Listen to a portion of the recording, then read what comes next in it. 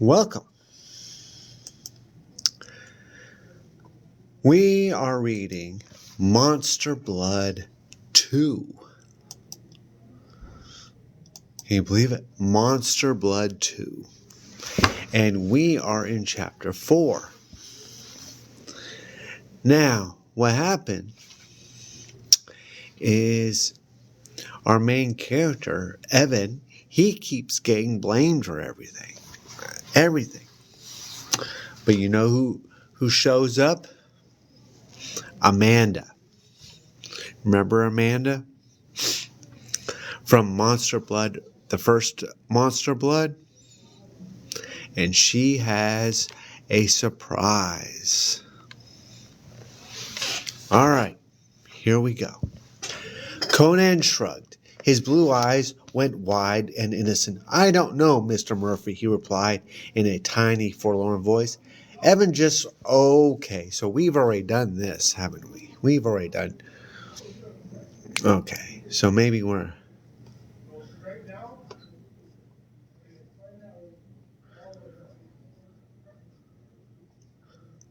Oh, no. We've already done this one, too. All right. So we're not on chapter 4.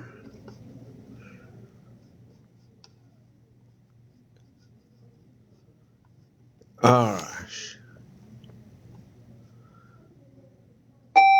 Oh. Here's a little advice. All right, so we're on chapter 7.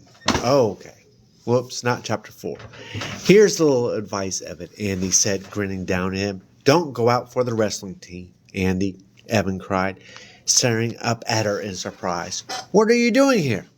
She reached both hands and helped tug him to his feet. Then she tossed back her short brown hair with a flick of her head. Her brown eyes flashed excitedly. "Didn't you read any of my letters?" she demanded. Evan had met Andy the past summer, when he had stayed with his great aunt for a few weeks. He and Andy had become good friends. She was with him when he bought the container of Monster Blood. She shared the whole frightening Monster Blood adventure with him. Evan liked Andy because she was funny and fearless and kind of crazy. He never could predict what she would do next. She didn't even dress like other girls. Evan knew. Andy loved bright colors. Right now, she was wearing a sleeveless magenta t-shirt over bright yellow shorts, which matched her yellow sneakers. Of course they matched. "I told you in my last letter that my parents were sent overseas for a year," Andy said, giving Evan a playful shove. "I told you they were sending me to Atlanta to live with my aunt and uncle.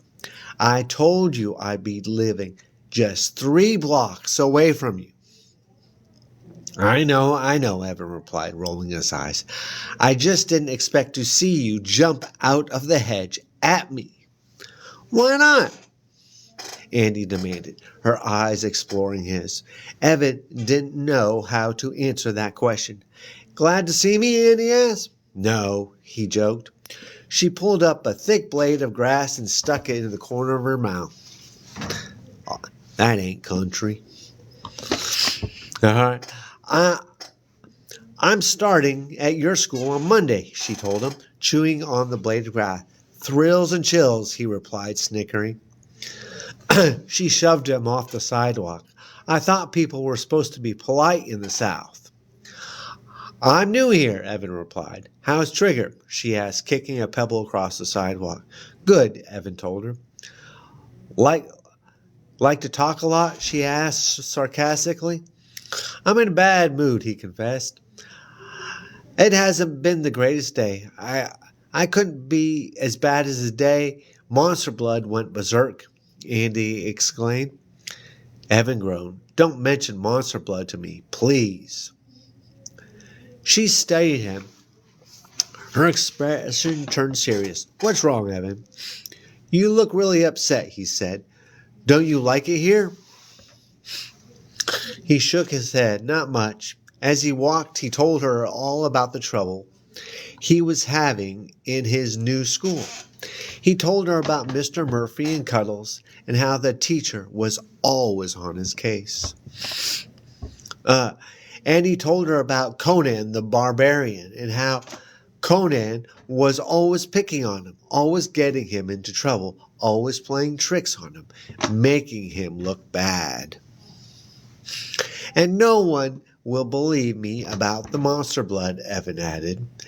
They were standing at the bottom of his driveway. They glanced up at Evan's new house, a 2-story red brick house with sloping red tile roof.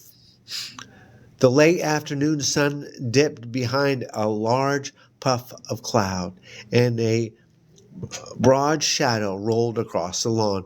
Andy's mouth dropped open. The blade of grass fell out. You told kids about the monster blood? She asked in surprise.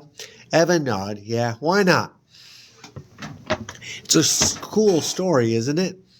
And you expect kids to believe you, Andy cried, slapping her forehead. Didn't they just think you were weird? Yeah, Evan replied barely. They all think I'm weird. And laughed. Andy laughed. Well, you are weird. Thanks a bunch, Andrea. Evan muttered. He knew she hated to be called her by her real name. Don't call me Andrea, she replied sharply. She raised a fist. I'll pound you. Andrea, he repeated. He ducked away as she swung her fist.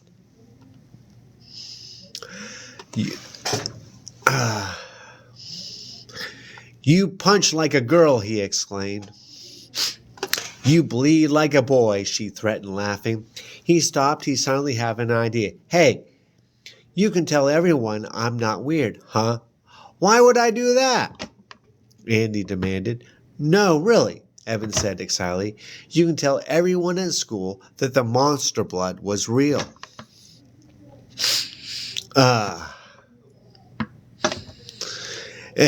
That you were there, that you saw it.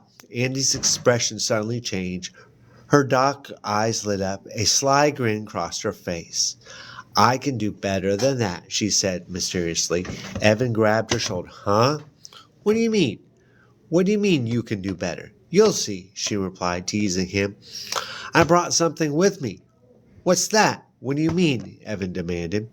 Meet me tomorrow after school, she told him, at the little park over there. She pointed to the next block. A narrow park, only a few blocks, ran along the bank of the shallow creek. But what is it? Evan cried. She laughed. I love torturing you, she declared, but it's a little too easy. Then she turned and headed down the street, running at full speed. Andy, wait, Evan called. What have you got? What did you bring? She didn't even turn around. Oh my goodness. All right, so now we're on chapter 8. Oh my goodness. Now, just like to point out, if you like YA mystery adventures and you like teen romance, vampires, and they're creepy and scary like Goosebumps and Fear Street, you may like Vampire Juice. My link is in the bio. Yes, it is. Evan dreamed about monster blood that night. He dreamed about it nearly every night. Tonight, he dreamed that his dad had eaten a glob of it. Now, Mr. Ross wanted to go to his office, but had grown too big to fit through the door. You're in trouble now, Evan, Mr. Ross bellowed, making the whole house shake. Big trouble, big trouble. The words stuck in Evan's mind as he sat up in bed and tried to shake away the dream. The curtains flapped silently. in front of his open bedroom window. Pale yellow stars darted the charcoal sky. Staring hard, Evan could see the Big Dipper. Or was it the Little Dipper? He never could remember. Shutting his eyes, settling back on the pillow, Evan thought about Andy. He was glad she had come to stay in Atlanta for a while. She could be a real pain, but she was also a lot of fun. What did she want to show him in the park after school? What do you think she wants to show her? Monster blood. Maybe she has monster blood. Probably nothing, Evan guessed. It was probably just a dumb joke. Andy loved dumb jokes. I can get her to tell the kids at school about monster blood. He wondered, how can I get Andy to tell everyone that I didn't make it up, that it's true? He was still thinking about this problem as he fell back into a restless sleep. The next day at school wasn't much better than the last. Somehow, during free reading period, Conan had crept under the table and tied Evan's sneakers laces together. When Evan got up to go to the water fountain, he fell flat on his face. He scraped a knee, but no one cared. The kids laughed for hours. Evan's mommy tied his shoes funny this morning, Conan told everyone, and they laughed even harder. In science class, Mr. Murphy called Evan over to the hamster cage. Look at poor Cuddles, the teacher said, shaking his round head solemnly. Okay. You know what? I thought I should share this. Today is Free Friday. Let your hair fall down. No ponytails today. It's Fall Friday. All right. Evan peered down into the metal cage. Cuddles was curled up in a corner under a pile of shavings. The hamster was trembling and breathing in a short gasp. Poor Cuddles has been like that ever since yesterday, Mr. Murphy told Evan with an accusing frown. Cuddles is sick because of your carelessness. I'm sorry, Evan stammered. He stared hard at the quivering hamster. You're faking, aren't you, Cuddles? Evan thought. You're faking just to get me in trouble. The hamster twitched and stared up at him with mournful black eyes. When Evan sat down in his seat, he felt cold water seep through the back of his jeans. With a startled cry, he jumped right back at someone, probably Conan, had poured a cup of water on his chair. That had the class laughing for at least 10 minutes. They stopped only when Mr. Murphy threatened to keep everyone after school. Sit down, Evan, the teacher ordered. But Mr. Murphy, Evan started. Sit down now, Mr. Murphy insisted. Evan dropped back down into the wet chair. What choice did he have? Andy was waiting for Evan by the trickling brown creek that rolled through the tiny park, the old sassafras trees bent and whispered in a hot breeze. A tall Georgia pine leaned over the water as if trying to reach across the creek. Andy was wearing a bright blue t-shirt over lime green shorts. She had been staring at her reflection in the muddy creek water. She spun around, smiling, as Evan called to her. Hey, how's it going? He called. He stopped up beside her and dropped his background to the ground. How was school? Andy asked. Same as always, Evan replied, sighing. Then his expression brightened. What'd you bring? He asked eagerly. You'll see. She clasped a hand over his eyes. Shut your eyes, Evan. And don't open until I say. He obediently shut his eyes. But when she pulled her hand away, he opened them a tiny crack, just enough to see. He watched her go behind a pine tree, pick up a small brown paper bag. She carried the bag over to him. You're peeking, aren't you? She accused him. Okay, so what is in the paper bag? I doubt they're car keys. Huh.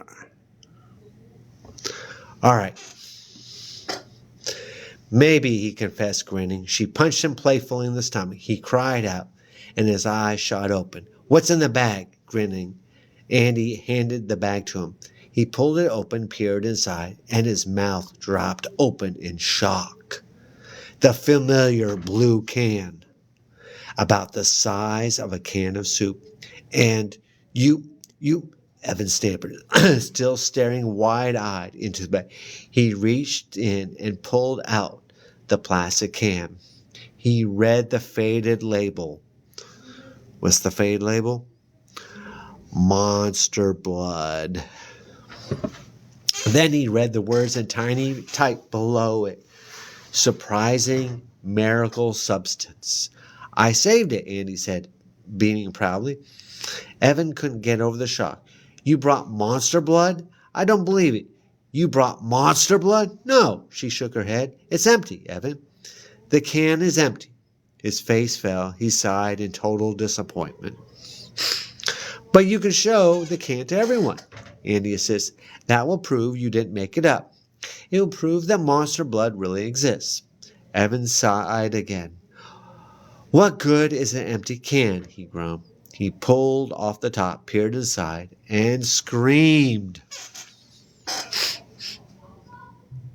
Oh my God. Chapter 9. Oh my goodness. We only have 5 minutes left until I have to go back to work. Yuck. And I just point out, if you like YA horror mystery adventures, teen romance, vampires, yes, vampires, very important, vampires, that is spooky and creepy like Goosebumps and Fear Street, check out Vampire Juice. My link is in the bio. So 5 minutes, so let's continue. We're in chapter 9. With a trembling hand, Evan tilted the can so that Andy could see inside. Oh no, she shrieked, pulling her hands to her cheeks. The can was half full. Inside, a green glob of gooey monster blood shimmered in the sunlight like lime jello. But it was empty, Andy protested, staring into the can. I know it was. Evan shook the can. The green glob inside quivered. There must have been a tiny speck in there, Evan guessed, down at the bottom of the can. And now it's growing and growing again. Great, Andy declared. She slapped him on the back so hard he nearly dropped the blue can. Great. What's so great? He demanded shakily. Now you can show this to the kids at your school, she replied. Now they'll have to believe you. I guess, Evan replied in a low voice. Oh, I have a better idea, she exclaimed, her dark eyes lighting up mischievously. Uh-oh, Evan moaned. Slip a little glob of it in that guy Conan's lunch tomorrow. When he starts to grow big as a hippo, everyone will see that the monster blood is real. No way, Evan cried. He cupped the blue can in both hands as if protecting it from Andy. Conan is already big enough, he told her, taking a step back. I don't want him to grow another inch. Do you know what he could do to me if he became a giant? Andy laughed and shrugged. It was just an idea. A bad idea, Evans said sharply. A really bad idea. You're no fun, she teased. She leaped forward and tried to wrestle the can from his hands. He spun around, turning his back to her, and hunched over, protecting the can. Give it to me, she cried, laughing. She started tickling his sides. Give it, give it. Oh, you know you can't give it. You have to give in to the tickle. No, he protested, breaking free. He ran to the safety of the tall evergreen shrub. It's mine, Andy declared, coming after him, hands at her waist. If you're not going to use it, Hand it back. Evan stood his ground. His expression turned serious. Andy, don't you remember? He demanded shrilly. Don't you remember how scary this stuff was?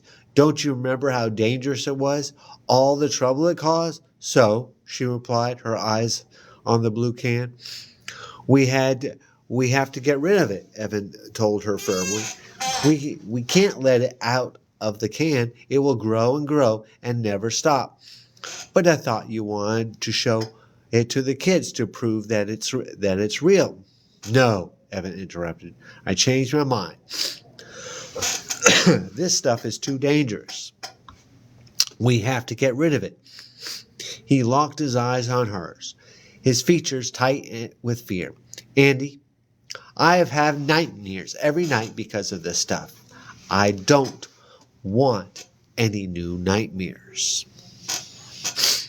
Okay, she muttered. She kicked at a upraised tree root. Then she handed him a brown paper bag. Evan clicked the top back on the can of the monster blood. Then she shoved the can into the bag. Now, how do we get rid of it? He wondered out loud. I know.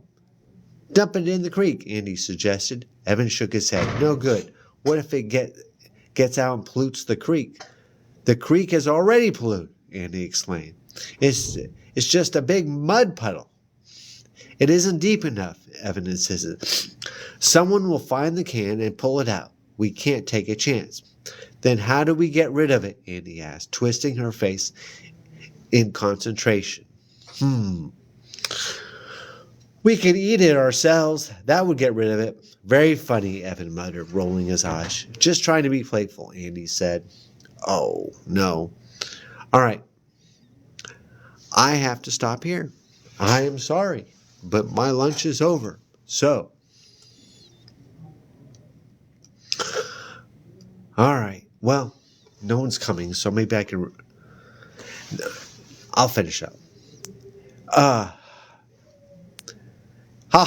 Remind me. You're about as helpful as a toothache, Evan shot back. Remind me to laugh at that sometime, she replied, sticking her tongue out at him. How can we get rid of it? Evan repeated, gripping the bag in both hands. How? I know, a boy's voice called, startling them both. Conan Barber stepped out from behind the tall shrub. You can give it to me, he declared.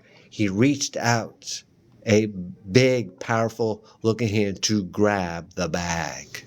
All right, now I officially have to stop. Thanks for watching, and happy reading.